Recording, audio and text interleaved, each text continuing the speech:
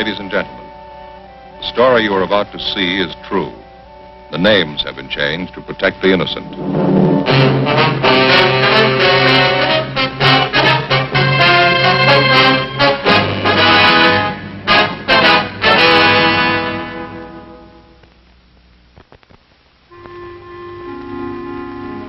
This is the city.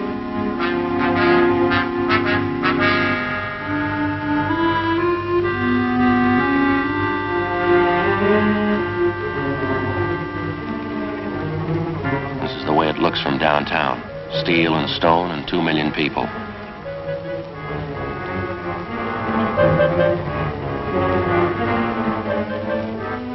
They produce everything for the millions. They use it up for the millions.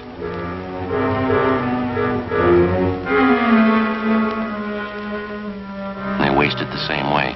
Every month they throw away thousands of dollars worth of everything. Some of them waste food and water. Some of them waste time and money. And some of them just waste themselves. When they do, I pick up the pieces. I'm a cop.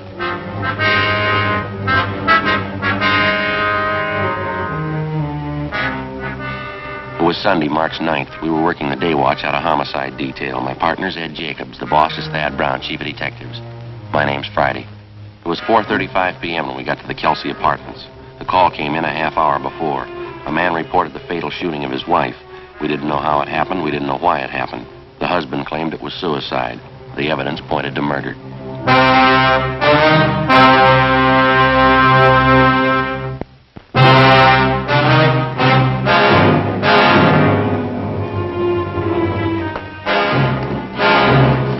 Woman's dead, shot through the right temple with a .45 automatic. Husband claims it was suicide. What's the name? Mr. and Mrs. Andrew Robertson. Wife's name is Marie. That's Mr. Robertson in the front room there. Crime lab been called? They're on their way. I guess we better talk to Robertson. Right. Mr. Robertson, Sergeant Jacob, Sergeant Friday. How do you do? How are you? Mr. Robertson, you want to tell us what happened here? Just gotten back from the corner grocery store. My wife and I had a little argument going. It started before I left for the store. Still on when I got back. I see. She was fixing chicken fried steaks for dinner, putting flour on them. We had a few more words, and I went over and sat on the Davenport right where I am now. She was standing there in the doorway to the kitchen. She said something that set me off. I guess I got pretty mad and said a few things. Then she went over that little nightstand there by the door to the kitchen. That's where I keep my Army automatic. She pulled it out of the drawer and backed into the kitchen. Put the gun to her head and said, "This'll put an end to the argument once and for all." I yelled at her and tried to stop her, but I was too late. She pulled the trigger and fell right there where she is. What'd you do then? I went upstairs to Ted Carlton's place. He lives in 212 right above us. We don't have a phone here. I asked him to call the police and send for an ambulance. Did you go over to see how badly your wife was shot? Yes, I forgot to tell you. The minute she fired, I rushed right over to her, but it was too late. She was dead. Did you touch anything in here? Move anything? No, sir. Not a thing. I've been right here ever since I got back down from Ted's room upstairs. Joe?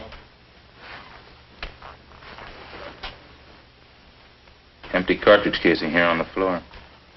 Yeah. Well, when Jones gets here, we can measure the distance. Just a minute.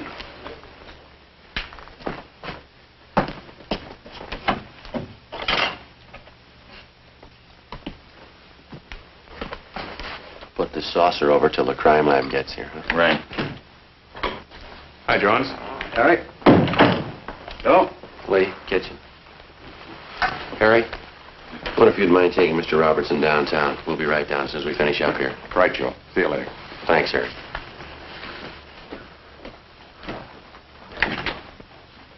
Shot through the right temple. Husband claims suicide. Uh-huh. What's under the saucer? Empty casing.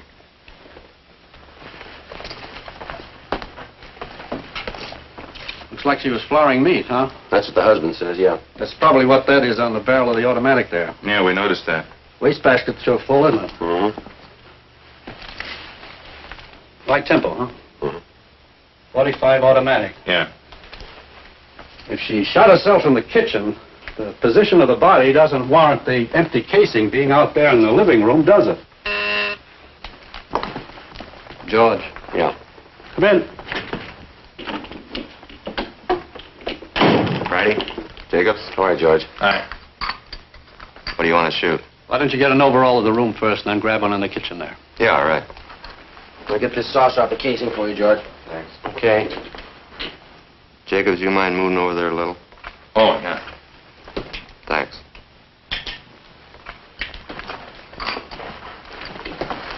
What do you want now, the kitchen? Right.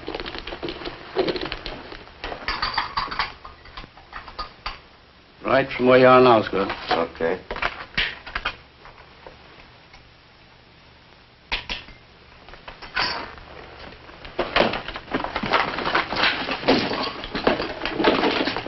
Now right over the body. Yeah, all right. Better get that chair to stand on. Yeah, here you are. Thanks, Ed. Too much room to work in here. Can you get it all in there? Yeah, I think so. Better use the wastebasket as your right-hand sideline. Kitchen stove on the other side. Right.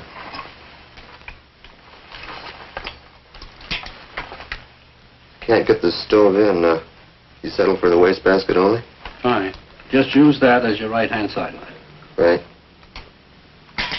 Okay.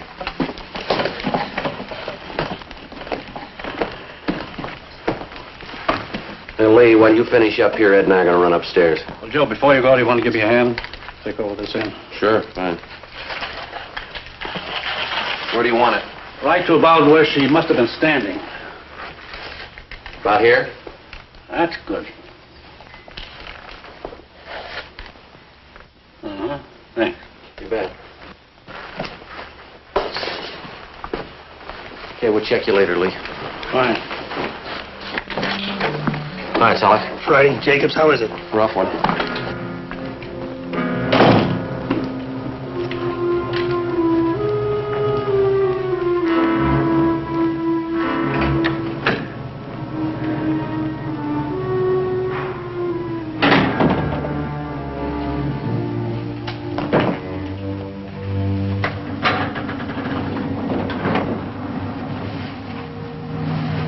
Isn't it?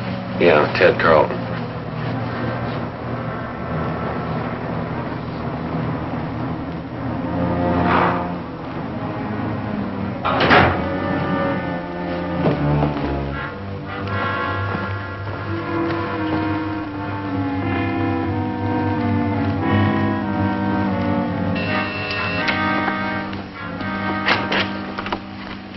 Yes? Police officers, you're Mr. Carlton?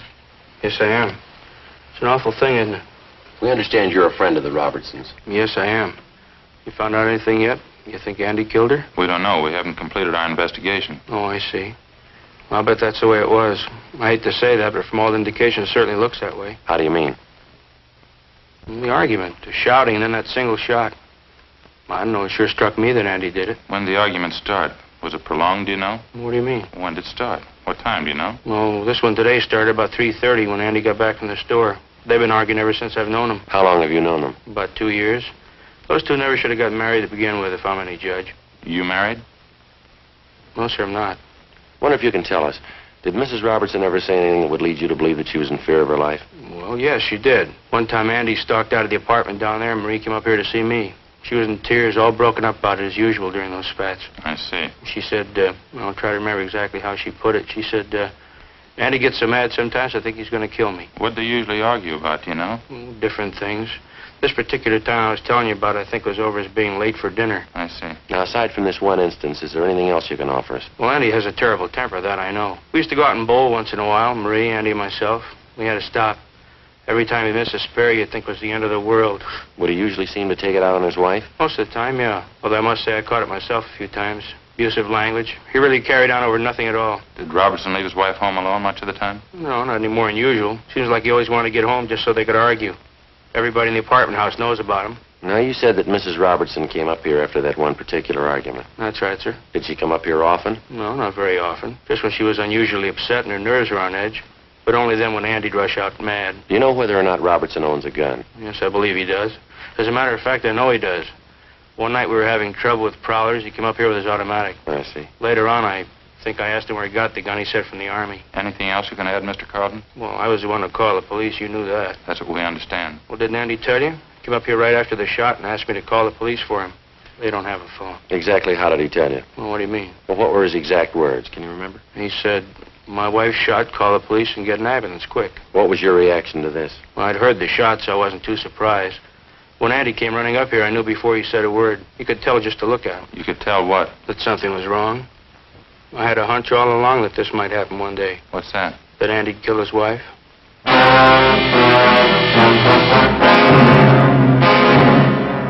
Carlton let us use his telephone. I called the coroner, and then I checked with R&I. There was no previous record on Andrew Robertson nor his wife, Marie. Ed and I continued questioning the various neighbors in the apartment building. Their stories all matched in every detail. The Robertsons had been known to argue quite frequently and quite loud. None of the neighbors could definitely say that they had ever heard Andrew Robertson threaten his wife. All of them volunteered it would be entirely possible. We went back to the interrogation room where we questioned the suspects for a full hour.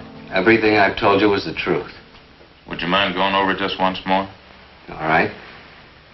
We had our quarrels and our arguments. I guess some of them were pretty bad.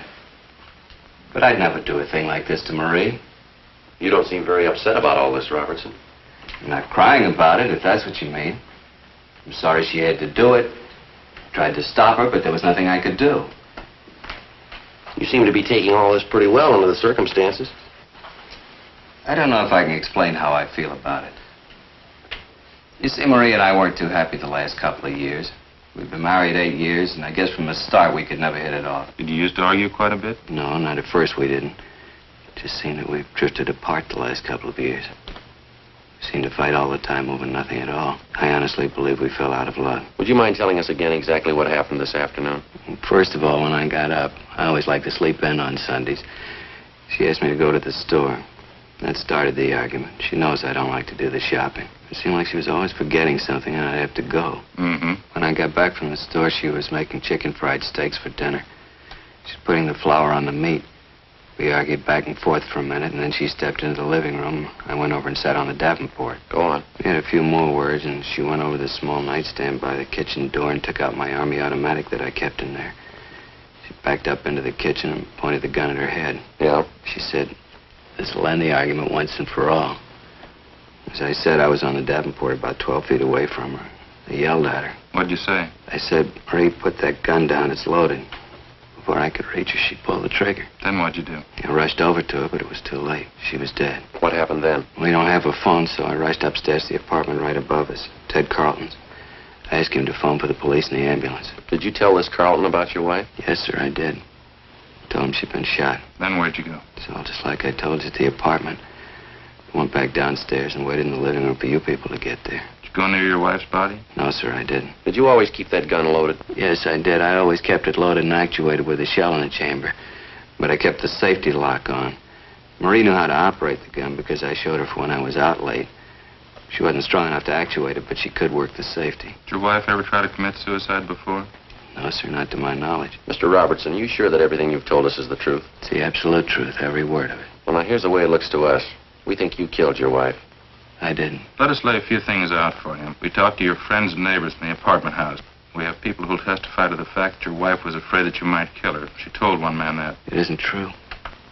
I don't know what she may have told somebody, but I didn't kill her. It's a known fact throughout the entire apartment building that you and your wife had violent quarrels. Kind of arguments from all reports could easily lead to something like this. I told you that we argued, but I didn't kill Marie. I couldn't do a thing like that. Mr. Robertson, we've made a preliminary investigation of your apartment. Now, you say your wife killed herself. Let me show you some of the flaws in your story. All I can say is that I've told you the truth. I didn't kill her. You told us that your wife went to the nightstand and got the gun. Yes, sir, that's right. How did she pick up the automatic? How do you mean? How did she take it from the drawer? Like anyone would pick up a gun by the butt.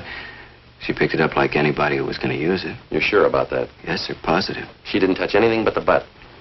Well, she had part of her hand on the trigger. Yeah, we know that. But she didn't touch any other part of the weapon. No, sir, she did not. She didn't have time. Then how do you account for the fact that we found traces of flour on the barrel of the gun? Sure, she was flouring meat. How did the flour get on the barrel? I don't know. Isn't it true that when you approached her with the automatic pointed at her, she tried to ward off the shot with her hand? Isn't that how the flour got on the barrel? No, sir, that isn't true. Now, you said that your wife was putting flour on some steaks. That's right. How do you account for the fact that we didn't find any flour on the butt of the gun where it belonged? Or on the drawer of the nightstand where you say she first picked up the automatic? I can't answer that. I don't know what all this means. Well, I'll tell you what it means. It means that unless you've got some kind of explanation, we have to assume you're lying, that you killed your wife. I don't know how to explain all these things, but I didn't kill her. Mr. Robertson, you say you were an Army man. Isn't that what you told us out at the apartment? Yes, sir. I was a sergeant in the Army during the last war. What outfit were you with? I was an instructor in sidearm weapons at Santa Ana Army Air Base. Then you'd be somewhat of an authority on the Colt .45 caliber automatic pistol, wouldn't you? I guess I would, yes. That was one of the weapons I instructed in. You'd know all about the system of ejection employed by the Colt Company on their .45 automatic? Yes, sir, I would. The empty casing ejects to the right, up, and back. That correct? Yes, that's right. In other words, if you were pointing a .45 at me and you pulled the trigger, the empty casing would eject to your right, up, and fall to the floor to the rear on your right side. Is that right? Yes, sir, that's the way it would end up. You still maintain your wife shot herself? Yes, I do. Where was she standing when she pulled the trigger? As I told you before, in the kitchen. How was she standing? What do you mean? Which way was she facing? Well, let's see. Facing me about 3/4. Yes, that's right. In the kitchen near the sink, facing out toward me. And where were you? On the Davenport in the living room, facing her. Now, bearing in mind what we've already discussed and agreed upon concerning the ejection system of a .45, how do you account for the fact that the empty casing was found in the living room, 6 feet 4 inches from the kitchen? Well, let's see. I'll figure it for you. The empty casing should have been found on the floor of the kitchen somewhere to the right and rear of your wife. Isn't that about it? Well, I don't understand. Why are you trying to prove me guilty? I've told you, and I swear to you, I didn't kill my wife. It'd be a physical impossibility for that empty casing to have landed anywhere but in the kitchen if your wife had pulled the trigger of that automatic. Now, how about it? What can I say? Please believe what I'm telling you. I didn't do it. Not according to the evidence. I don't understand any of this. All right. Here's the way we've got it reconstructed. You had a quarrel. You got the gun. You met your wife at the doorway of the kitchen. You pointed the gun at her. She tried to ward it off with her left hand, leaving flour on the barrel of the gun. You fired, and the casing was thrown up and back to the right where it landed on the rug of the living room. The testimony of the neighbors, the flour on your wife's hand, the position of the empty casing. Robertson, you're it. I don't know why all those things are the way you say they are. We do. We don't believe your wife committed suicide. Come on, Ed.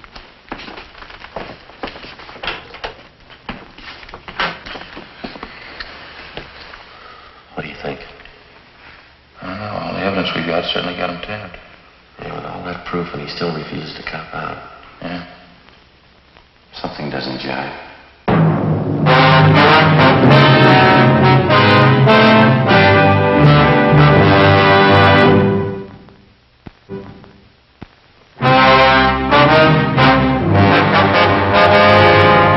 We had Gene Bechtel take Andrew Robertson's statement that his wife had committed suicide, a fact that he couldn't prove and that we could disprove. We had before us the final investigation. All physical evidence was taken to the crime lab for analysis. The photographs taken at the scene were developed and brought in for careful checking.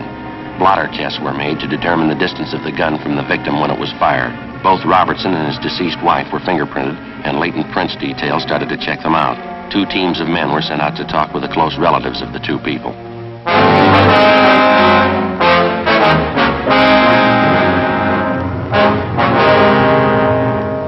Sunday, March 9th, 7 p.m.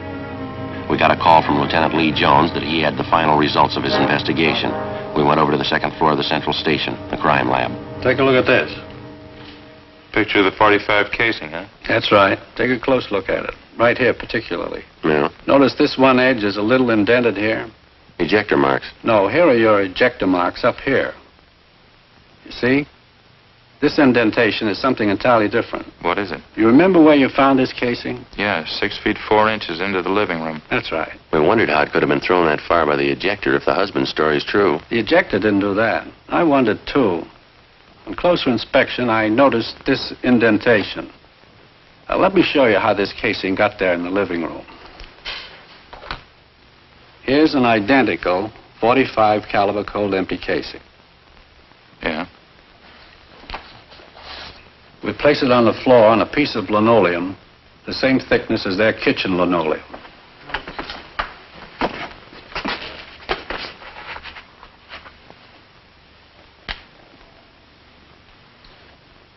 Now watch this. I'll step on it, hitting it from an angle.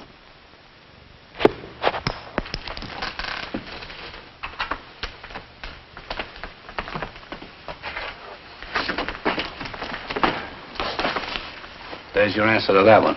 Now, when the husband ran over to his wife's side, what did he say he did? That's about the size of it. He stepped on the casing accidentally, certainly not caring about it at the moment, and it bounced out into the living room, just like a tiddlywink. Notice the casing now, the indentation. Check it against the photo. Yeah, it matches. Did the flower on the barrel of the gun, it was flour, by the way, did it figure in for you, fella? Well, we figured the wife was trying to ward off the gun when he pointed it at her. Certainly the logical deduction. Here's that shot of the kitchen out there. Mm-hmm. Notice the wastebasket here? Pretty full, isn't it? Yeah, we noticed that when we were out there. What you probably didn't notice was this. Here's a blow-up of just that section where the wastebasket was. Can you see what's on top of the stuff in the basket there? Yeah, looks like a flour sack. That's right, an empty flour sack. Now, figuring the position of the body in relation to that wastebasket, when she dropped the gun, it fell from her hand, striking the wastebasket, bouncing off and landing on the floor where you found it. You said when she dropped the gun, you figure it was suicide? It's beginning to shape up that way, isn't it? There's no flour found on the butt of the gun. That part of the automatic didn't come in contact with the flour sack. Yeah, Lee, but she was flouring meat. There were no traces of it on her right hand, on the palm, just on the back. In checking the clothing, we found streaks of flour where she could have wiped her hands clean before picking up the gun. It doesn't look like he killed her. There's more here. As you know, we ran blotter tests to determine the distance of the gun from the body when it was fired. Shot a .45 caliber Colt from various distances before we got the right answer. Yeah. Here's the results of the tests. Found powder burns on the right side of the wife's head. This test shows that the gun was held approximately 3 inches from the right temple when it was fired. Mm-hmm. That's it. Here's the report from latent prints. Smudges, one good thumbprint, right hand, belonged to Marie Robertson, indicating she was the last one to handle the weapon. That's about it, Lee? No, got some more for you. Now, this shot was taken facing the east wall of the kitchen. That's the wall that would be on anyone's left sitting on the Davenport in the front room. Wouldn't be possible to see that wall from the Davenport. Yeah. You can see the black X where we located the slug. Mm-hmm. Relative to the position of the body, if she was standing, holding the gun at approximately a right angle with the side of the head, the bullet would come to rest approximately 4 inches below the crown of her head. To check out? The coroner says she was 5'4". The bullet was found at a height of 5 1/8", proving that she shot herself rather than anyone else doing it, judging from the inclination of the bullet. As you know, this is critical. Yeah. For what it's worth, the condition of the wound indicates that it was inflicted from extreme close range. A fair point when you consider that most people wouldn't submit to being shot from close range without a struggle or unless taken by surprise. And from all reports, we know she wasn't. Well, that's it, fellas. That's all we have. Thanks, Lee. It's enough. Crime Lab Jones. Yeah, right here. Just a minute. Either one of you? Hey. This Friday. Oh, hi, Harry. Yeah. Yeah. Well, what's it say? Huh? Yeah, yeah. Thanks very much, Harry. Yes, it sure does. Right. Bye.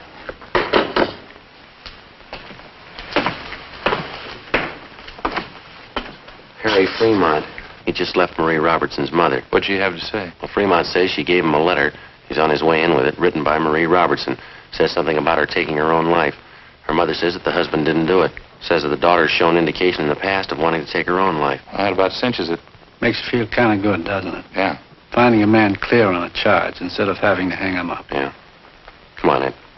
Right. Where you headed? Back cross street. Wait till I get my coat. I'll go with you. What for? I want to see him, too, when you tell him.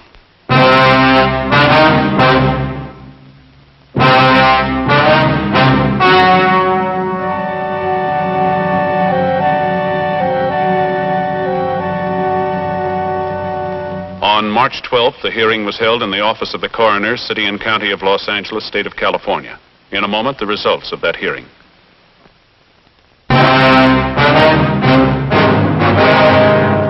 A dead body report, Form 311, was made out stating that the deceased, Marie Robertson, had committed suicide.